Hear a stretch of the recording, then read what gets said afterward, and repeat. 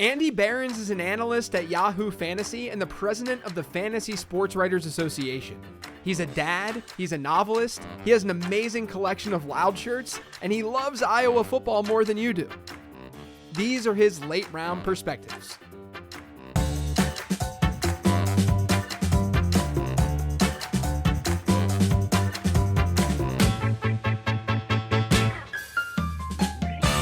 Well, you have the honor of getting the Perspectives episode the 1 week of each season where you get sick, you know?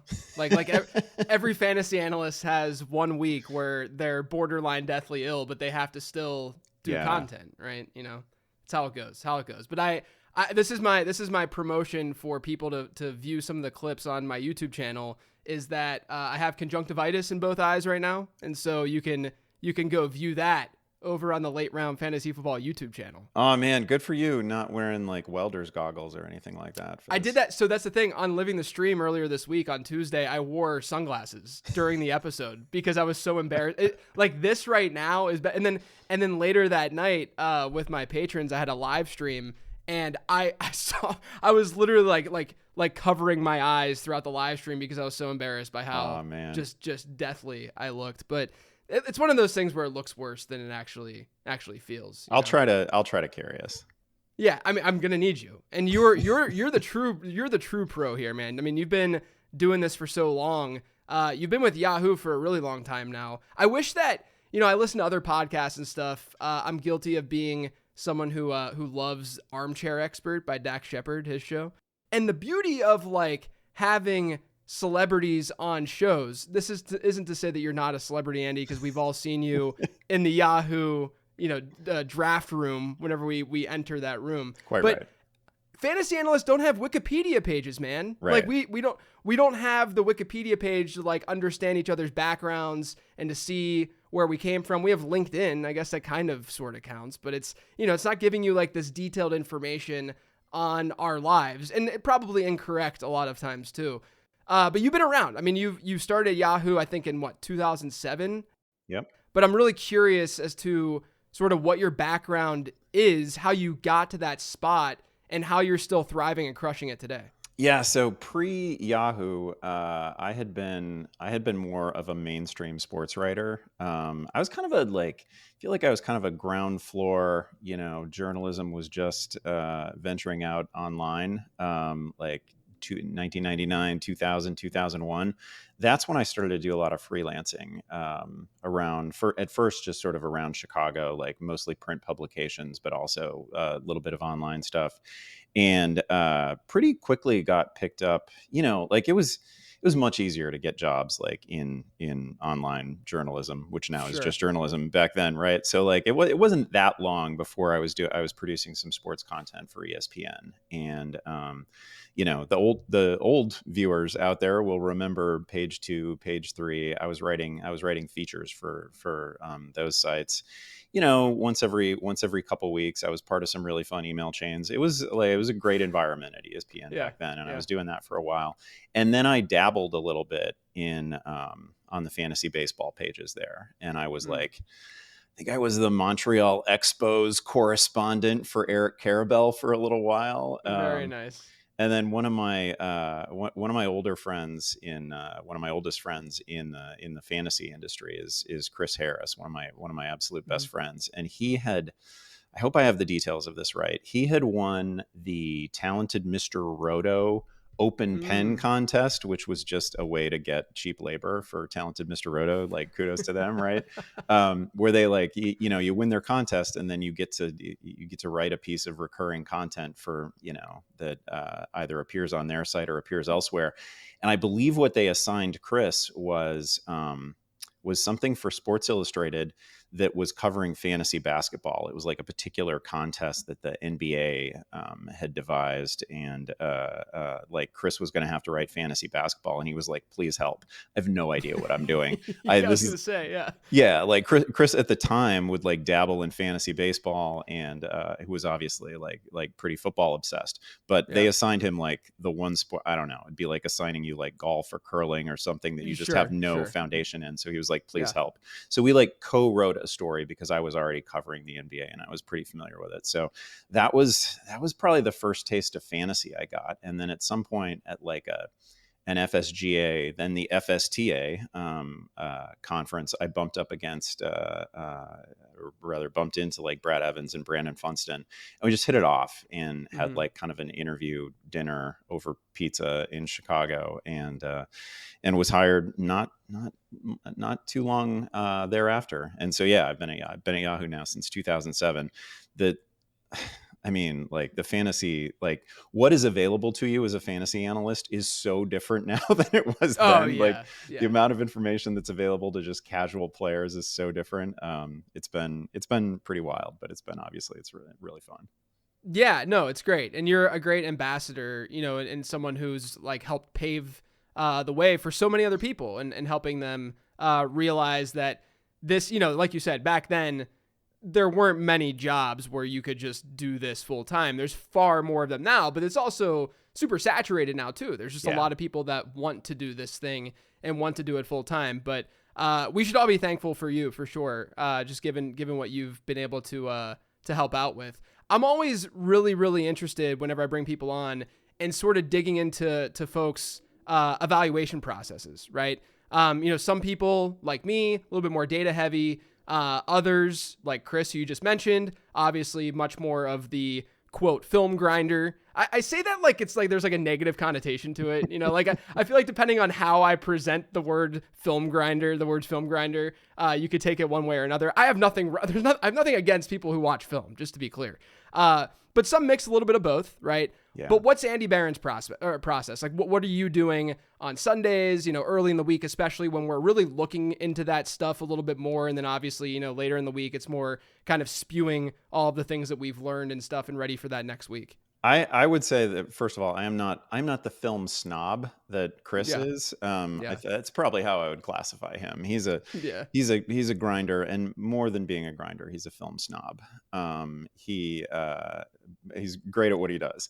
I do consider it really important to see, I do view every game every week, which is hard and sometimes gets punishing. And I'm like, but I'm also not going to like Orlovsky my way through the film, right? Sure, like not everything is the all 22 version of every game, and I'm not telestrating the hell out of it. And like, it's not like that, but I do think it's really important to see every game because you pick up on, being able to marry like actual game context and things that you've seen to the data that you're going to pour through on a Sunday or a Monday, I think is really important. Like there are players who have low usage who really pop. When you see them, they might not jump off the page if you're just looking at box score data, but they really jump off the screen when you're actually watching games.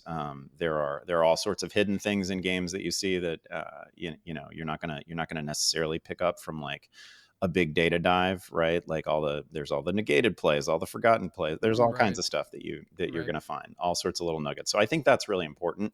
I also won't we're coming up on the holidays and I might decide that I don't need to see the Giants for a 15th time or something like that. So I don't want to make it seem like I've never missed a game in, 17 years or whatever. It's not like that. But I do think it's a really important part of the job. I also think it's, like as somebody who used to like cover this stuff in the wilderness, right? Like, again, I started at Yahoo in like 2007, 2008, 2009. There wasn't anything out there.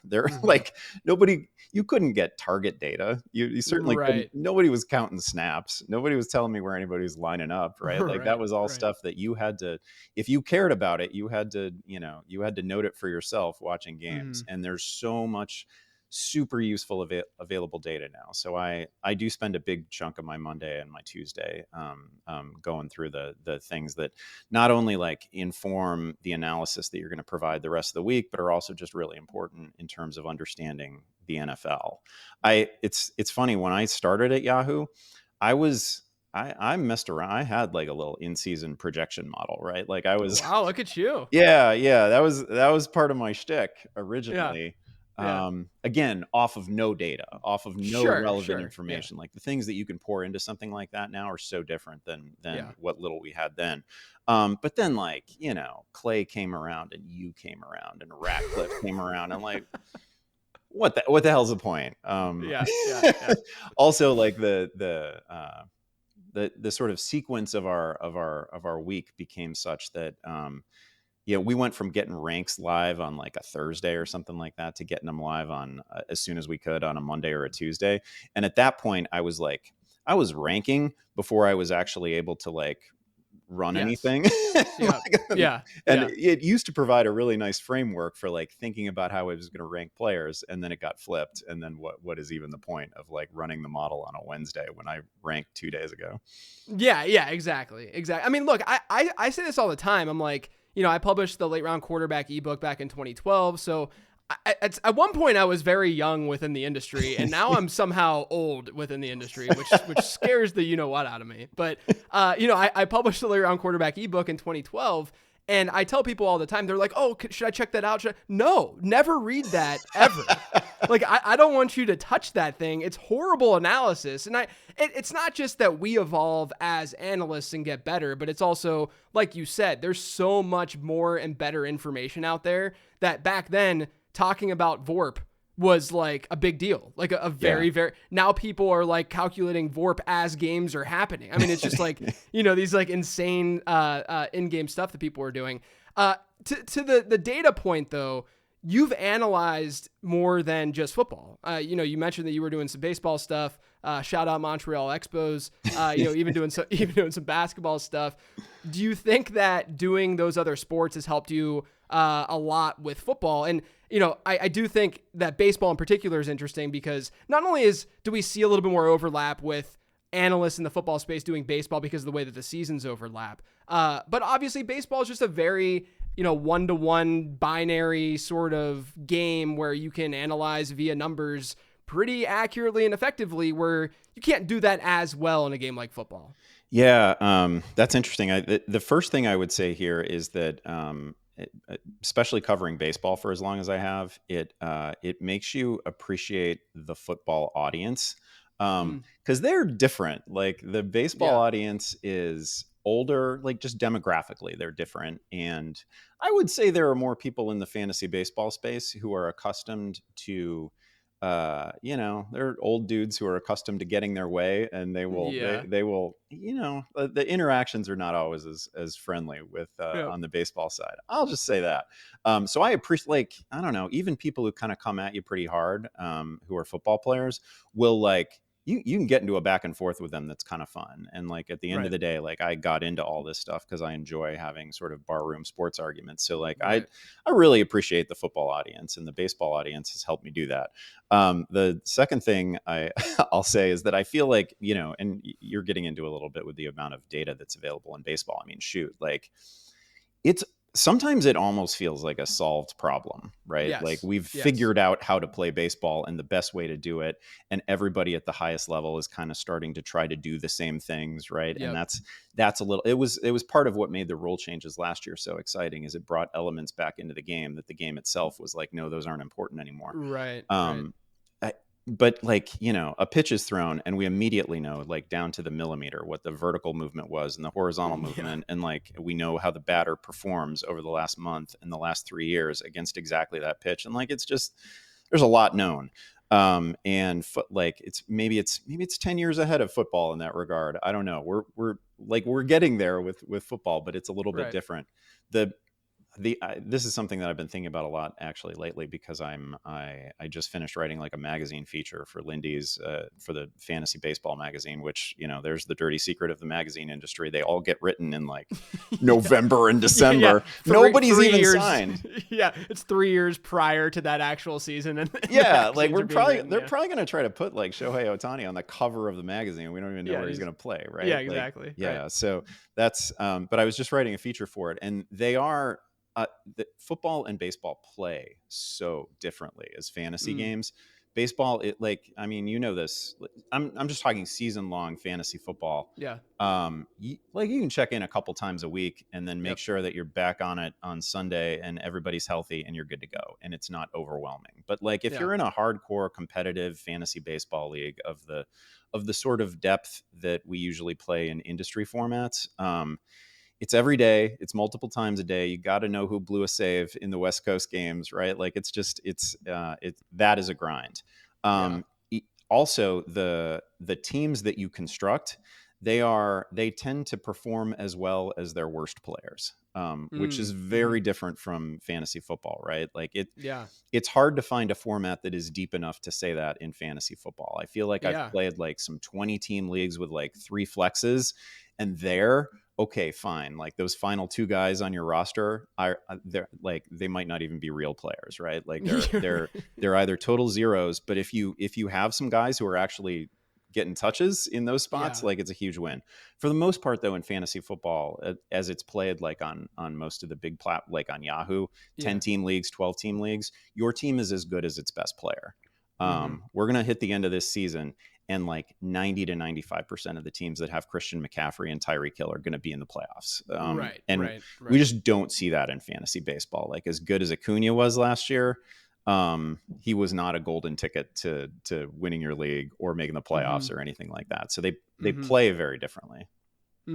That's interesting. And then do you think that the data side has really like helped you in the football world, or because you talk about how baseball is basically solved, and I agree. I mean, I actually did. People don't realize this. I did like 2 to 3 years of baseball analysis when I was at Number Fire, and it was when we just kind of needed a lot more content in the baseball space and stuff. And I had always sort of recruited and hired writers to do things that I couldn't do, right? So I tried to always get a lot of basketball writers, a lot of baseball writers, so I could focus on football, didn't have to worry about football as much because I could obviously do that thing. But there was a period of time where I'm like, I guess I got to learn baseball, right? and so, I mean, I played baseball growing up. It was like my sport. And then, I loved it, especially like in the 90s and stuff. It was so much fun during the steroid era. Yeah, hell yeah. Like it was great.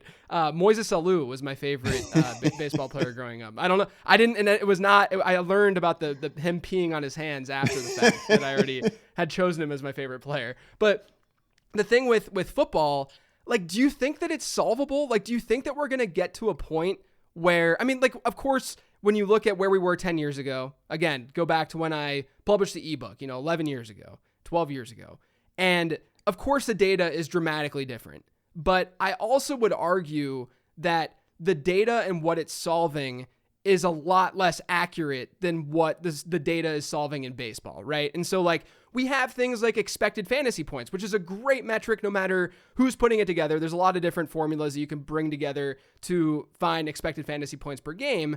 It's a very helpful metric to spot regression, to see how usage is looking for these players. But it's not even close to a foolproof metric. It's not even close to a metric that you can look at and say, oh, this is definitively the player that you want or you don't want. It's just another piece of that puzzle. Whereas in baseball, it seems like, and look, this is me being removed from the analysis game in baseball when I was doing it in 2015 or whatever, it was like, batting average balls in play was very, very big at the time. And I know it's a very like mundane statistic today, but like, it seems like there's a lot more that is accurately being solved in baseball than in football. Would you agree with that? Oh, I would absolutely agree with that. I mean, I think football generally, like play to play, much more complex system. I don't think it's solvable. We clearly don't have enough quarterbacks to go around for 32 teams, right? So like, there are just human elements to it that are not going to be easily solvable. I don't think we're ever going to see a point. Ever is a long time, but I don't think we're close to a point where, and it's one of the great things about watching the NFL, and it is one of the things that is, maybe I love the NBA. But we are getting close to a point where where every NBA team is trying to do the same things too, right? Like, and you just can't, like, especially it got bad a few years ago when like you're just not going to be able to do what the Warriors do as well as the Warriors, and that isn't great. I don't think we're close to that in football. We see huge stylistic differences between coaches, between teams.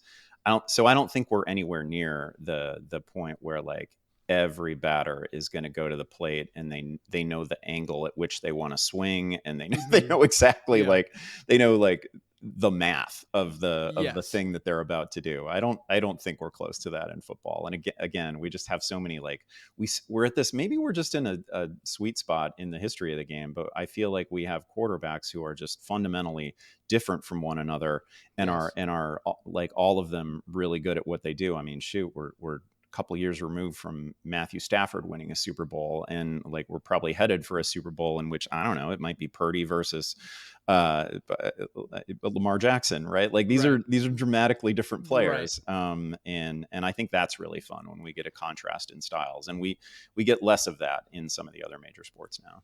Yeah, I think that trickles down into fantasy analysis, right? The beauty of football and fantasy football to me, and why I'm so addicted to it, and I'm not necessarily addicted to playing fantasy. I love playing fantasy football. Don't get me wrong. Like, I'm checking my teams constantly and, trading all the time, all that good stuff. But I'm addicted to fantasy football analysis because there's just so many pieces of this puzzle and these stories that we can create and these narratives that we can create that I just don't think are as possible in other sports and other fantasy sports especially. And that's why, because people are coming at it from all these different angles. Like you mentioned Chris Harris earlier.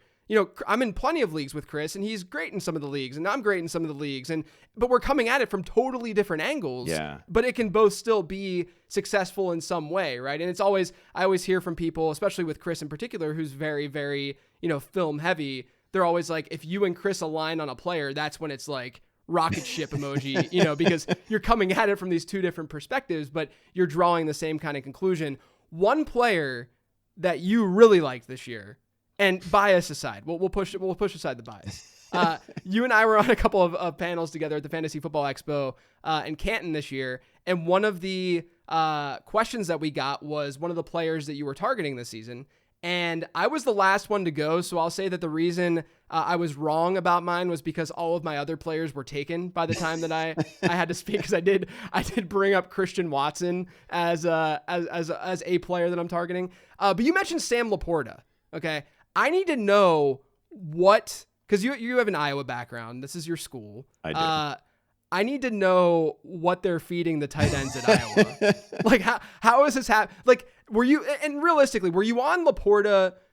We all have our biases, and we're all having fun with it too, right? Like, I jokingly loved Kenny Pickett whenever he was drafted by the Steelers, just because, it's my school, my alma mater. Yeah. That's like I'm not really as big of a fanatic for the Steelers in particular, growing up in Pittsburgh anymore, because I can't be given this job. You just kind of appreciate other teams a little bit more. So I'm not like if the Steelers lose, I don't really care that much. But when it comes to your alma mater, it's a different deal, right? Yeah. Like this is your school. There's a lot more pride. And so with the Pickett stuff, it didn't necessarily like seep into my fantasy analysis because it was very obvious that he had some shortcomings. But Sam Laporta didn't really have many shortcomings as a prospect. I know that you probably were on him a little bit more just naturally because you saw him a lot and all of that. But what was it this year in particular where you were just like, I'm drafting Sam Laporta everywhere? Yeah, it definitely became a bit for me, right? I didn't intend for it to become a bit. I just it happened to be.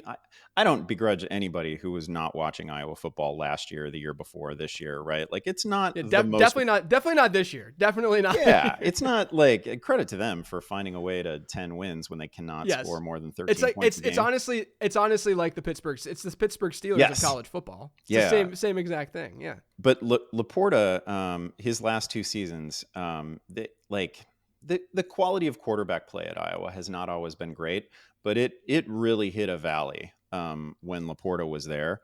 Every good thing he did was after the catch. And it doesn't I don't know, you'd look at the raw stats and you'd be like, 650 yards, that's fine.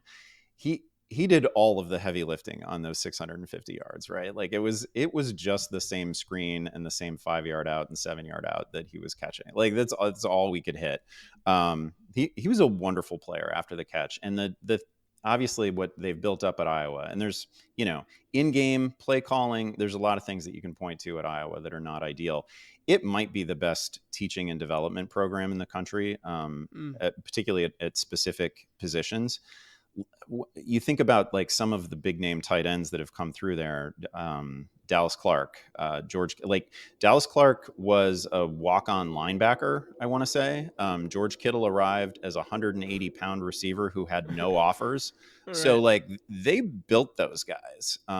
Strength and conditioning program, like exceptional coaching in terms of blocking technique, offensive, like whatever else you might think about the Behrens family.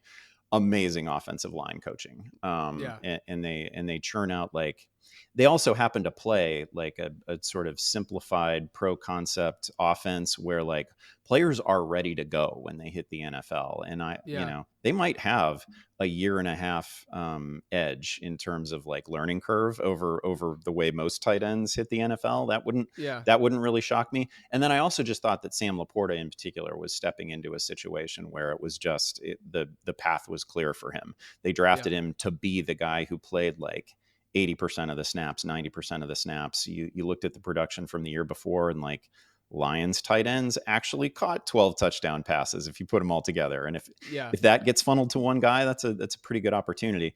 The other thing I'll say about Laporta and sort of the readiness of Iowa tight ends generally, I thought the best sign for him in opening week against the defending Super Bowl champs primetime game, it's not just the receiving workload. Like they got down to the goal line and they ran behind him. They just put the ball in Montgomery's hands behind Sam frickin' Laporta, and it worked. That's kind of all you needed to know. Like once you saw that, he's not going to come off the field unless he has to. So he's just in a great situation. And I thought his talent level relative to some of the other players at the same position in that rookie class was kind of understated because the quality of the quarterback play and the quality of the offense generally.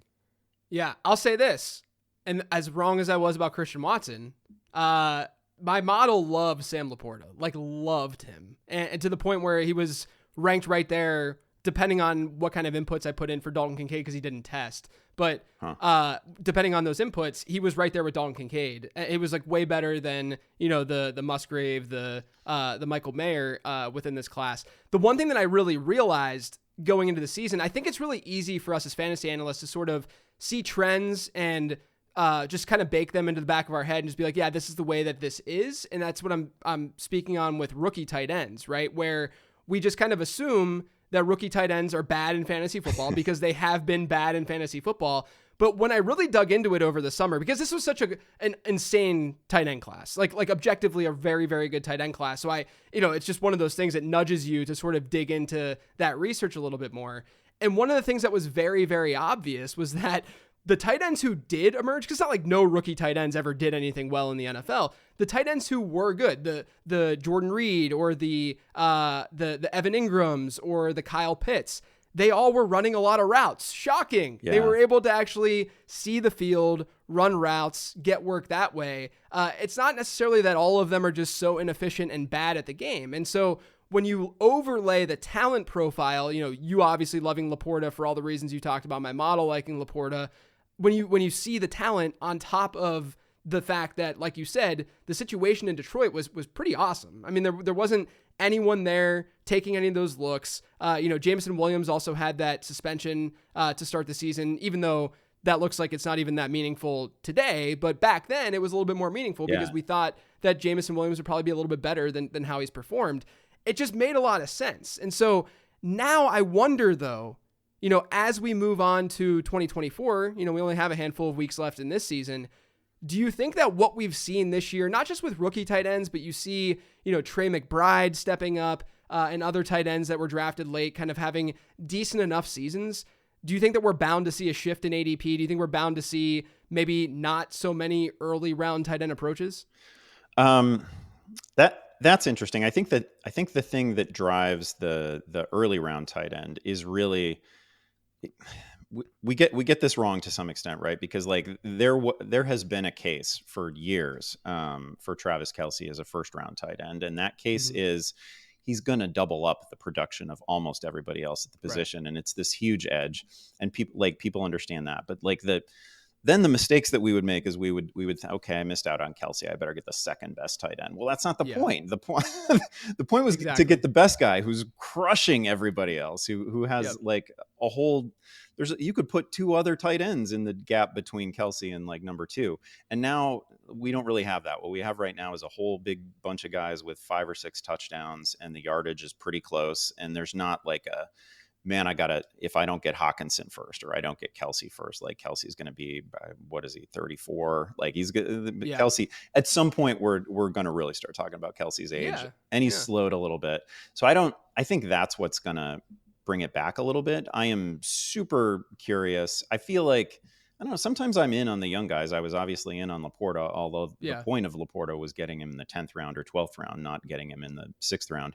I have no idea what we're going to do with Bowers when he arrives. Like, is he going to Yeah. get the same treatment that like Kyle Pitts did, where we're taking him at a spot where he can only, he might be able to earn that back, but it's going to be really, really difficult for him to be a profit at that price. But I do think that this season in particular might change the way we look at rookie tight ends. Might be like, it'll be like 2014 with receivers, right? Like that year happened, and not all those guys didn't even hold their value necessarily. Like, I don't know, that was as good as Kelvin Benjamin ever got, but like whole bunch. Well, Devontae Adams was in that class too, right? And he didn't do anything as a rookie, but so many guys popped, and then forever since then we've just thought differently about rookies. Yeah, I think that, I sort of view, because obviously with wide receiver, you're starting more of them, right? There's a higher demand for the position in your fantasy lineup. And so when you get an influx, it may or may, there might be a change in the way that we approach the position in redraft the following year. I think that with like quarterback and with tight end in particular, since you're only starting one, like my theory with quarterbacks and the way that things have been going with the quarterback position, I always think that it's easiest to like start there and then kind of move to other positions because everyone kind of understands inherently what's going on at quarterback. But if you look at like the last 3 or 4 years or whatever, where the higher end quarterbacks truly are giving you an edge, like back in 2015, it literally didn't matter. When I say that on podcasts, I don't think people who are newer to the game truly understand that on Living the Stream that Denny Carter and I host, or my other podcast, we would quite literally stream like QB3, QB4 in points per game every single season. And I'm talking like waiver wire. Nobody wants these guys. It was so easy to match that production off the waiver wire. And it's a lot more difficult to do that now. I'm sure that if any of you are streaming, and I've said this the last, handful of years on the show, but like if you're out there trying to stream today, it's very, very difficult to match Jalen Hurts, to match Josh Allen. Yeah. You're just not going to do that, right? I mean, realistically, our streamer this year, we don't have the benefit of, picking up CJ Stroud and then saying, oh, he's our streamer the rest of the year. We're obviously going back and picking up, like this week, Kenny Pickett is one of our streamers, right? But regardless of that, you're just not going to find quarterbacks that are going to be very, very strong, and they're going to be lower end QB1s if you're streaming and you're having a decent enough season. And so my take on the quarterback position then is we're not going to see a true change in the market. I don't think. Like next year, I would still, maybe not as high as what we saw this year, but like a Josh Allen, Jalen Hurts will still probably go pretty high. Maybe we see Patrick Mahomes take a step back a little bit just because people are so reactionary. But regardless, we're going to see those guys because they do give you some sort of advantage. When that stops is when we get the right number of quarterbacks being influxed into the league that have the true dual threat ability that can actually give you those high-end QB1 seasons. Yeah. Like if Justin Fields were a better passer, he would be in that conversation, right? Even if Kyler Murray were a little bit better of a passer, he'd be in that conversation. So that he's just not there yet. They're just not there yet. But we're going to see more and more of these guys, just given the fact that the NFL has taken so much from college with the quarterback position, that eventually there's going to be 12 of them. And when there's 12 of them, and we're in a 12-team league, we can then go back to drafting quarterbacks in the 15th round and not caring about them. And so with tight end, I do think there might be, because of this rookie class, right? You have Dalton Kincaid now who looks like a stud. Sam Laporta looks like a stud. I know Trey McBride's in year 2, but he's looking more and more like a stud. I do think there's some intrigue by, looking at sort of the bottom of the barrel, because historically middle round tight ends, like you mentioned, like after you get out of like Kelsey and maybe Andrews, people are always like forcing the issue at tight end, and that's really getting them into trouble more than anything else, right? Middle round tight ends have sucked historically. Yes. And I do wonder, and you can feel free to chime in, I wonder if this influx of truly talented players, because before we were drafting like Tyler Higbee in the 7th round, like he's not, and even like Greg Olsen, who had a great career, but we were drafting Greg Olsen. I wasn't really drafting him that much, but people were drafting Greg Olsen because of the floor and not the ceiling. Yes. Right? They were like, oh, he's going to see a 23% target share in this Carolina offense. So, and that was despite the fact that there were always like 4 or 5 tight end. Like it takes so little historically anyway to finish as like a top 10 fantasy tight end, right? Right. Somebody's going to catch 5 touchdown passes and finish with 550 yards, and they're the tight end 8. That has always happened. Yes. And that guy's always available on waivers at some point in the season. Yes. And so like, but even that, like when Greg Olsen was being drafted in the middle rounds every year, there was always at least 1 or 2 like athletic tight ends who had like Tyler Eifert or like Jordan Reed, these guys who like would match that production to some degree. Right.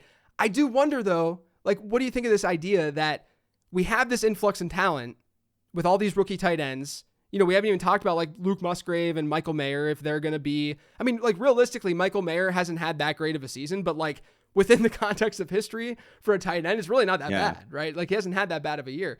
And I wonder if now we see middle round tight ends do what middle round quarterbacks have done over the last, where they become a little bit more valuable, because they are the guys who, like the Joe Burrows of the world who, they can kind of get there and match the production of the higher end guys. Do you think there's anything to that? Like, or am I just spewing nonsense? No, I don't think that's nonsense at all. I am actually, this is one of my more unpopular ideas, one of my more unpopular takes, but I'm kind of ready to ditch tight end as a position. I like that. And a lot of it is really just that the guys that we're drafting, and there are exceptions, but there are not many exceptions. The guys that we're drafting are usually they're pretty big slot receivers. They're like Mark Andrews is never not running a route.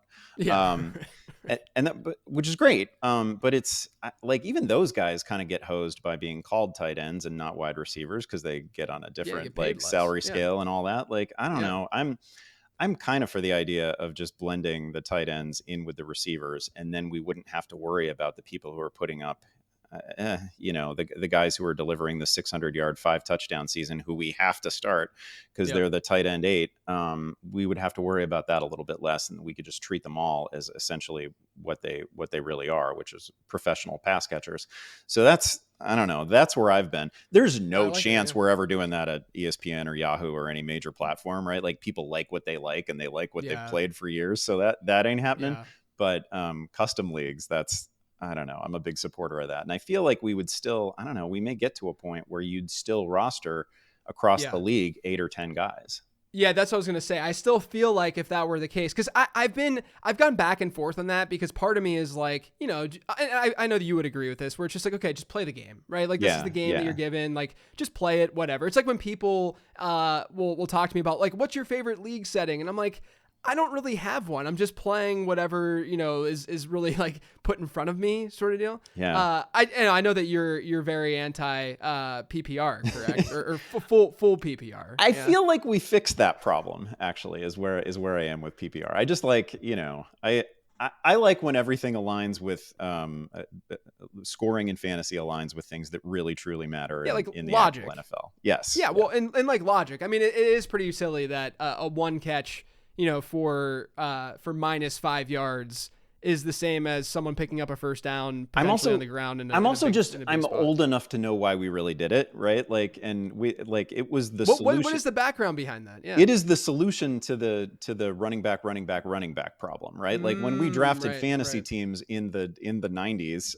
you're like 3 of your first 4 picks were always running backs. Yep. You might make an exception for Jerry Rice or whatever, but the first round was all running backs. The second round was almost all running backs. And that was because they were like, the intention of every team was to give a single running back 380 touches. And you had to do it that way. And so this was a way to sort of balance positional value. It was a kind of sloppy shortcut to balancing positional value. We started giving credit for just catching the ball, just a different way to transfer possession of the ball from one player to another. So fine.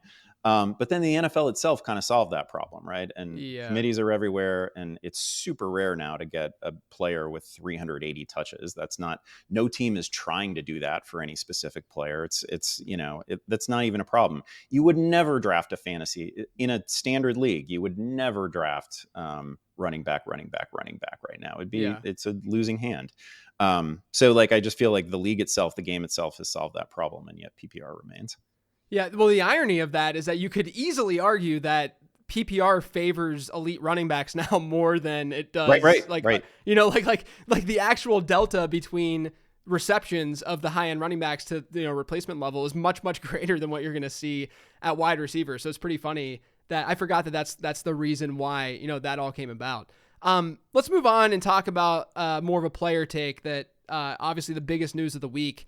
One of the most tilting news items of the week, I would argue, too, Yes. For those of us who have Jonathan Taylor. He has this thumb injury that we didn't even know existed until Tuesday. And comes out, he's got this thumb injury. He's going to be out 2 to 3 weeks is the timetable they threw out there. A lot of Twitter doctors are not nearly as optimistic.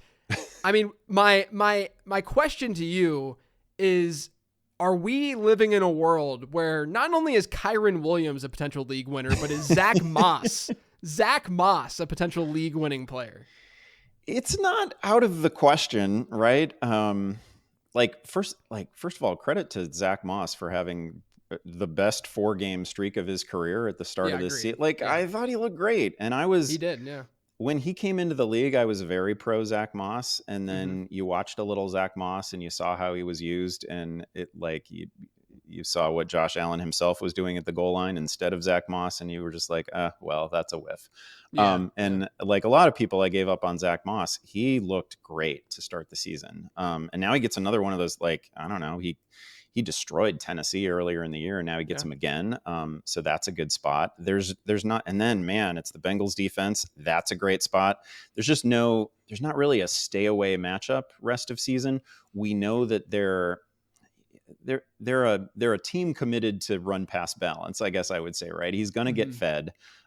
There are no games coming up. It's always dangerous to assume that we know what game flow is going to look like, but I don't see a matchup ahead where I think the Colts are going to fall way behind and Gardner Minshew is going to have to chuck it 55 times, right? The run's always going to be in play for that team.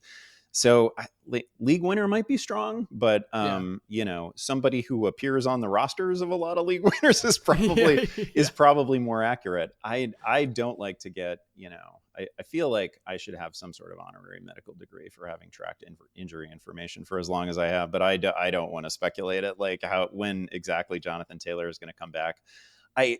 He probably comes, this is a potential playoff team. So assuming that remains in play for the Colts, I assume he comes back in 3 weeks if he possibly can. But even when he comes back, he probably returns, a bit compromised and needing to protect himself. And we probably get a lot of Zach Moss. And if Zach Moss is getting 40 to 50% of the snaps, he's going to be super playable down the stretch. Yeah. Yeah, the crazy thing too, and this is one of the counterintuitive things with backfields, is how you have a guy like Jonathan Taylor, who's one of the best talents in the league, if not some would argue he's the best running back in the league. And then you have Zach Moss, where there is a talent discrepancy still there, even though Moss has looked good. But there's a chance that Moss without Jonathan Taylor could be a better fantasy asset than Jonathan Taylor with Zach Moss. Oh yeah, right? Absolutely.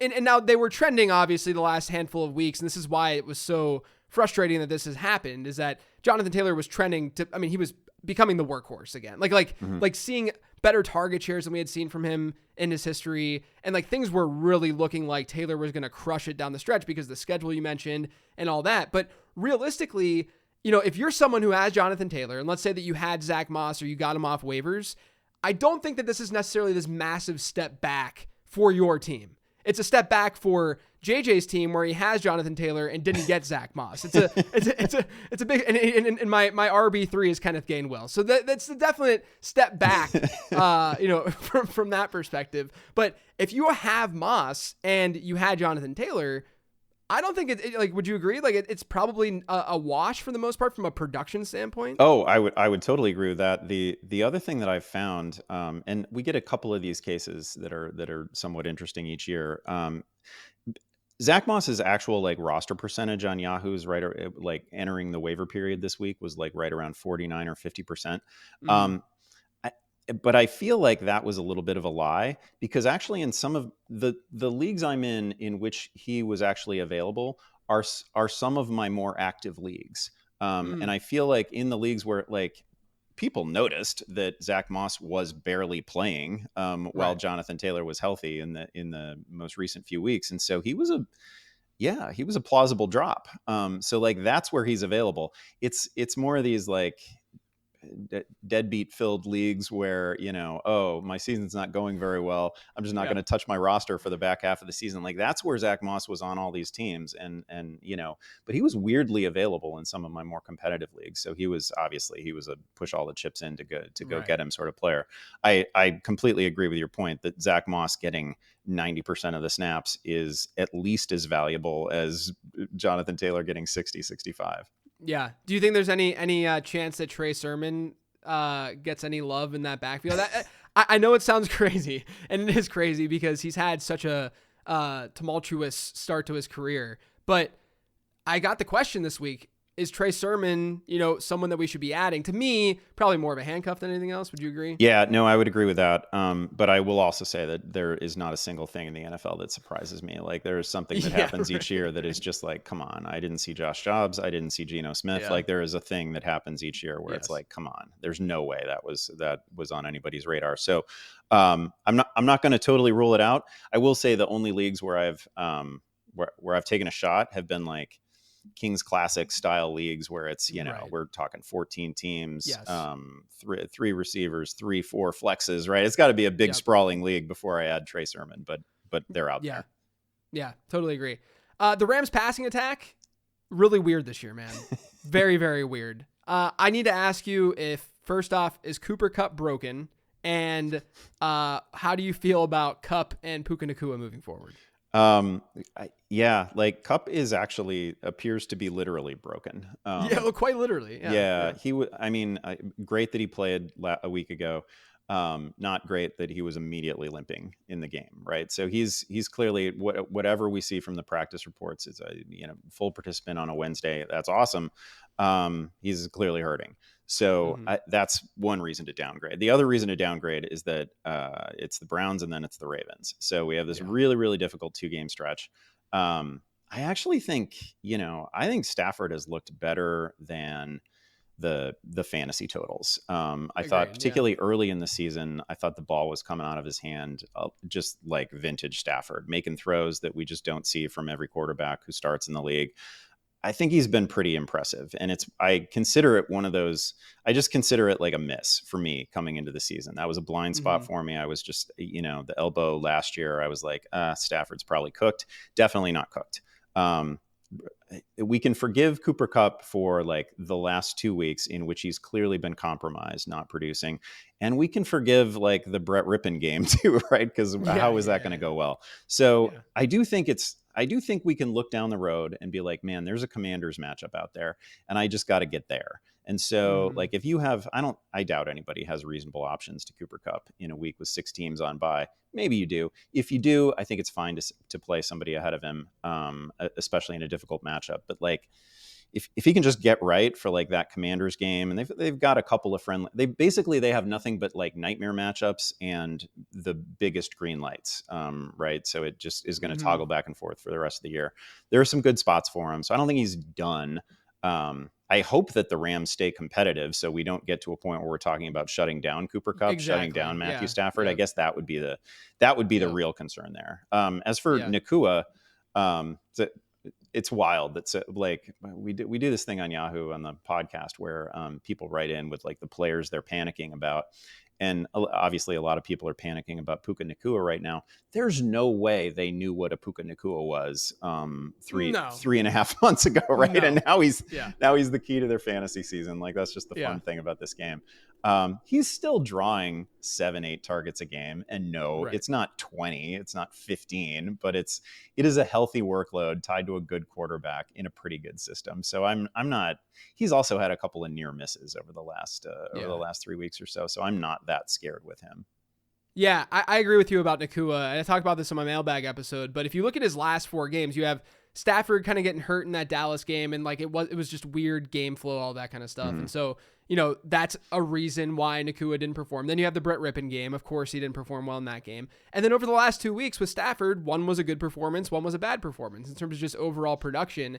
He's actually one of 5 wide receivers this year who has hit a 20% target share in every single game this season. So, and the other guys that are there, I mean, Garrett Wilson's one. Man. I think Keenan Allen is another one. But yeah, I mean, like he's with Michael Pittman was one, but he's with good company, obviously, within that group. I think that you're right with the matchups upcoming because they get Cleveland and Baltimore, and that is a insanely brutal next 2 weeks. And so if you're kind of limping into the playoffs and you're at least hoping to get in and you're kind of on the borderline, probably not a bye candidate for you. But if you're looking for the playoffs and you're looking towards the playoffs and maybe you have something locked in, I would be kind of intrigued by Nakua, at least more so than Kupp, just because you have all this secondary stuff going on with Kupp. Whereas Nakua at least is seeing that consistency in terms of target share and stuff. I can tell you that they are both highly available in trades, because that has been one of the things that I've learned from doing this. When you do like a panic meter segment in fantasy, you are engaging with some of the worst fantasy players, right? Because these are the people who oh man, after a string of 4 games in which Derrick Henry gave me 100 yards and a touchdown, he didn't. What's wrong with Derrick Henry, right? It's exactly. like that. But it also tells you who's available via trade, because if people are writing in thinking, oh man, I got to send whatever great player to the bench, that guy's being shopped, or they're willing to listen to offers. So Nakua is probably available in your league right now. Yeah, 100%. One of the players this week on my 15 transaction show that I called a sell, and I didn't do it with a ton of conviction. There are some players where I say, trade this guy away, most definitely, and I feel great about it, right? And then there's some, this week I had 2 that were higher profile. One was David Montgomery, but it was only from the perspective of keeping up the touchdowns, etc., and being able to do what he's doing, and game script obviously playing a role in that. I don't really David Montgomery's still an RB2 for me rest of the season. It's not like I'm hey, you got to get rid of him no matter what. It's just more so noting where he's at and understanding that this isn't the most sustainable production in the world. Deebo Samuel's one who I feel more so as a sell compared to Montgomery. But I don't feel over the top, you got to get rid of him no matter what. Now, the reason obviously behind the Deebo sell is we just saw a spiked week from him, period. I think that there is a disconnect between fantasy gamers and the way that they view Deebo from a real and fantasy perspective. I truly think that he's just not as good in fantasy football, partially because of what he did 2 years ago, as he is in real football. He's an amazing asset in real football. And so I bring people on perspectives because I want other perspectives. And I always ask, am I a moron for saying this thing? No, I think the one thing that's locked in with Deebo, and this is probably true of every Niner who isn't Christian McCaffrey, actually. You are guaranteed that there are going to be 2 weeks ahead in which they see 3 or 4 targets. Yes. It is a team that highly efficient passing offense, but it's pretty common for Brock Purdy to finish a game with 18 completions on 25 attempts. And there's just not, we can talk about target share, but we're talking about a really small pie. And it is hard, especially with a lot of the targets that Deebo himself sees, which are nearer to the line of scrimmage than what we're going to get from Ayuk. At least the Ayuk targets we're talking about a great player, and we're talking about high yield opportunities. To an extent, that's true with Kittle as well. Right. But man, Deebo has to do all his work himself. Exactly. This is stuff really near the line of scrimmage, and he's awesome at it. He's a great player. But there are definitely 2 or 3 games ahead in which he in which he sees 4 targets. That happens. Yes. That is the way this season goes. He's saleable because, man, there's some good matchups. I'm looking at it right now. He's got the Cardinals coming up. He's got the Commanders in week 17, and I don't what else could you hope for? But again, even in the great matchups, sometimes that's worse. Sometimes they run out to a huge lead, and then there's just no need that we can put Deebo in the holster for the rest of the game. So just in terms of pure raw volume, it makes a lot of sense. And he's also he's a brand name that you can actually take to the market. Yes. And if you wanted to, if you have an urgent need in the backfield, you can fill it with somebody like Deebo Samuel in a way that you can't with I could tell you that, you should shop Deontay Johnson, you should shop Chris Godwin, but nobody's buying. You got to shop somebody that someone would actually want to accept onto their team. Yeah, and you make a good point about the difference between Ayuk and Deebo. I think the perfect example is literally last week on Thanksgiving, where Ayuk just scores a touchdown towards the end of that game because he's getting that ball down the field, right? He's able to. That's Brandon. That's why Brandon Ayuk just has a better inherent floor than what you're going to see from, and he's seen better target shares too than Debo. Like I've called Ayuk a buy throughout the season because of that playoff schedule. And yeah, it scares me a little bit that they could just put up a 50 burger against Washington in week 17. And if you held on to Debo but you're also, taking the hits of using Debo in matchups where more than likely there's going to be more of that roller coaster. To me, It's like if you were to rank these guys in terms of just stability, it's like you got CMC, and then there's Ayuk in his own tier, and then Kittle and Debo are kind of back and forth, and who's going to get it this week? And the deal with Kittle is he plays a position where you're just going to park him in that spot, and it's like it's not killing you if he gives you 3 catches for 30 yards. Exactly. Another thing that's happening across the league is the Pittsburgh Steelers finally got rid of Matt Canada. How amazing is it that they get rid of Matt Canada and they break the streak immediately? It's not like it took 2 or 3 weeks. Like it was quite literally 5 days after he got fired, they put up over 400 total yards. Are you like, I've said it on my podcast this week, I think this is the week I called it that Kenny Pickett is going to get more than 1 passing touchdown, which sounds crazy that it's like a weird game for him because he's only done it once in his career. JJ, he has 2 passing touchdowns since September. Yeah, I know. That's crazy. It's insane. But I'm calling it. This is his week that Kenny Pickett is going to, I said on Living the Stream where I get a little bit edgier, I said 3 touchdowns, but I was wearing sunglasses this week. So, I could say crazy things and no one would take it seriously. But even on my, my sleeper show, I said 2 touchdowns from Kenny Pickett this week. This is going to be his best performance of the season. You don't have to like buy into the Steelers offense, but do you feel better about them without Matt Canada? Short answer is yes. He was so close to a 2 touchdown game. Some of it's on him, but he was so close to a 2 touchdown game last week. Yeah. You can look at that in a couple ways. And the first way is to just say, man, we faced the Bengals and we put up 16. Like we gotta clear 20 points against the Bengals because that is a poor defense. Yes. But on the other hand, like, couple of early deep seam routes to Freiermuth, right? He hit deep sideline shots to both Deontay and Pickens. That stuff is really good to see because he as you know, Pickett's been like bottom quarter, bottom third of the league in terms of ADOT all season. Like it's just, I don't know. There are going to be, we know some of his limitations and they're probably not going away. He's like, sometimes he's maybe a beat slow on some throws. He's going to sail a couple passes. He missed Pickens on a play that would have gone for a fair distance. It wasn't a perfect game, but it was a good game. And some of the throws were great. Some of the deep shots were great. That stuff is all really good to see. It's funny. I like early in that game, there's always a conversation around like Matt Canada and pre-snap motion. And I just thought they weren't doing a lot of it. And when they did it, it was just Allen Robinson going from this side of the formation to that side, and then they would run the ball right there. And it was, what are we doing? We're pretty just predictable. Yeah, we're just telling the defense where we're going. But then they pivoted off of that later in the game, and it was fun. And it didn't all work, but they did get they got a nice play to Robinson, I think it was, that popped off of that, that really sort of created a game of musical chairs for the defense. Like it was fun. I thought it was definitely a step forward. Obviously, the raw yardage total is really promising, and Pickett made some throws, and I get it. Like there's gonna be a 2 touchdown game at some point rest of season. Hopefully, yeah. It's to his credit, he doesn't turn the ball over. Like they're very Iowa. They're very Iowa. Yeah, the colors too. I mean, it's the same exact freaking team. It's why. I mean, we would never gain 421 total yards or whatever it was, but like it is still very like we're just not going to give you the ball. You're going to have to work on offense. Like if you're going to score against us, it's probably going to have to be a 15 play drive. You're going to have to do everything right, and like it's just sort of in a very big picture sense, it feels like the same game flow, and it's definitely going to end 16-10. Yeah. The problem with that is that in college, you're really taking it in college like season by season, and it's fine if you have this like because you're not, obviously players are rotating more, and like you're looking at different schemes and stuff each year potentially. In the NFL, it's really unsustainable. Like it's like what the Steelers are doing, and this is obviously not really a fantasy take. This is just a real life take.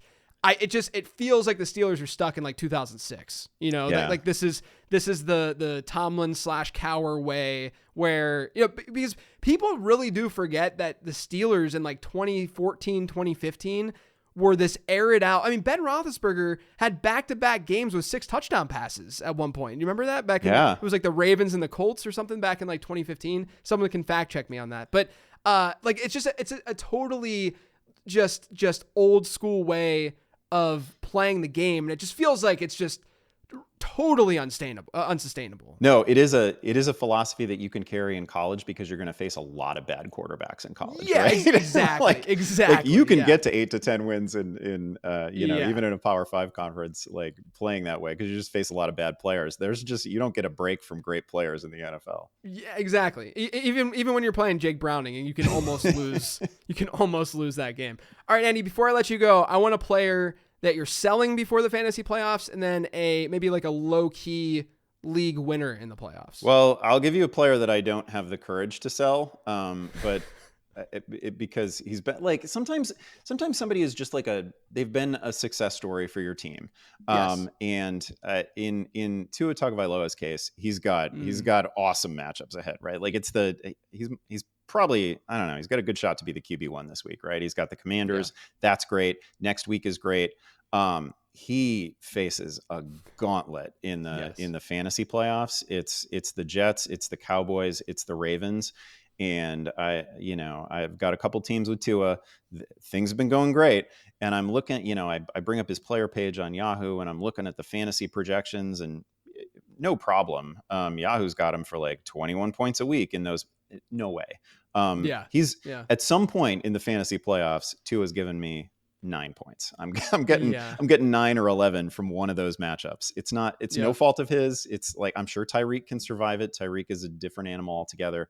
But that is just a brutal stretch of games. And I'm not looking forward to it. I don't have the courage to sell him at this point. But if others do, they should probably take a look at it, because he's gotten you this far. He'll get you at least one more week, but then, man, it takes a pretty dark turn. If you want to buy, I can give you a high key buy and a low key buy. Let's hear it. Yeah. I think the high key buy is probably Isaiah Pacheco. Number one, we just like the league winner in fantasy over the final 6 weeks is often a Chiefs running back, right? Like we saw it with Damian Williams, saw it with Jerick McKinnon last year. And now we got a guy who's actually getting volume, who falls into that description. Like this guy's actually getting 15 carries and like 3-4 catches a game. So at that volume, I think he's pretty can't miss. The Chiefs have a super friendly schedule rest of season. So I think he's somebody who, if you can, kick the tires there, and your trade deadline hasn't passed, he's interesting. I also think that the people who maybe you added Jordan Love as a replacement for Kirk Cousins, maybe you added him as a replacement for Joe Burrow. I hate the national discourse around Jordan Love, because it's always either, the Packers have to draft their next quarterback, this isn't the guy, or it's, this is the next guy in the Brett Favre, Aaron Rodgers line, and he's going to be their quarterback for 15 years. And maybe he's just a good player who deserves another year, right? Maybe he's just pretty good. But I think the bar he's cleared over the last 3 weeks, I would say pretty decisively, is that if you put a good matchup in front of him, he can kill it. Yes. And we'll learn something from the Chiefs game this week, because that's a pretty frisky defense, and he's going to see some stuff. But then after that, he gets the Giants, he gets the Bucks, he gets the Panthers, he gets the Vikings. It's pretty smooth sailing, and we've seen, it's a fun receiving core. It's flawed, but they've got some guys. I think Tucker Kraft looks great, and obviously Reed looks great. So like Musgrave doesn't come back, no problem. Like they're covered. I think that's a good group, and I think you put a good matchup in front of Jordan Love, and that can be 300 yards and 3 touchdowns. Yeah, I love the call with Love, with the contingency of him playing a good being in a good matchup. I think it's especially true. Like, some quarterbacks you can like Kenny Pickett's a good example, where he's not really making many special throws per game. Like how many special throws have you seen him make all season long? You can probably count it on half of your hand, your one hand, right? Jordan Love seems to make a couple of them every single game.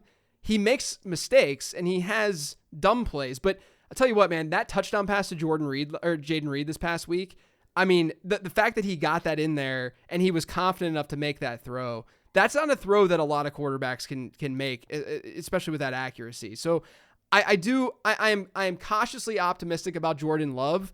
I'll say I'm pessimistic about Jordan Love in bad matchups, and I'm optimistic about Jordan Love in those plus matchups, which is what you're saying. Yeah. Jaden Reed, by the way, is a personal favorite too. That's a guy who, that's a guy who maybe thinks he might think he's 6'5" or 6'6" and like 240. I love that. So he's probably, I cannot believe how widely available he is, and I cannot believe how I'm embarrassed. Like, I write the pickups column, and I have not been able to talk people into a like 60% rostership of Jaden Reed, who literally leads that team in receiving yards. Like, he is a team leader across important categories that we care about in fantasy, and I cannot talk to people into adding him. He was one of my favorite wideouts from this year's class. That was another example is when my prospect model likes a guy, and then obviously Matt Harmon, who anything that he says is gospel to folks. You know, that freaking guy and his amazing process with reception perception. But I DM'd Harmon back in like February or something. I was like, hey, Jaden Reed, one of his top comps in my model right now, and I'm like whispering it to him because it was almost embarrassing at the time. I was like, it's Stephon Diggs. Can you kind of like look into this guy and see how stupid this is? Because, and then obviously, you know, he charts him and he's like, wow, this guy actually looks pretty good. Yeah. And then that's when, after that happened, then I'm like, okay, I can be fully confident in what's going on here because he looks like the real deal. So it's good that you're a Jaden Reed stan as well. Andy, so good to chat with you, man. I wish we could do it more often. Why don't you let everyone know where they can find you? This was really fun. Thank you for having me. On Twitter, X, whatever I should call it, I'm just at Andy Behrens. I've never given myself like a really fun name on any social platform, so they can find me there, and they can find me obviously in their draft rooms. They can find me all over Yahoo. Andy, I appreciate it. I'm on Twitter at LateRoundQB. As always, everyone, thank you for tuning in.